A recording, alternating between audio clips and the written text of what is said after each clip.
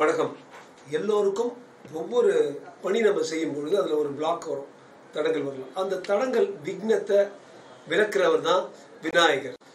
அதாவது மற்றவங்க சொன்னால் நம்ம காதில் வாங்கிட்டே இருக்கணுங்க.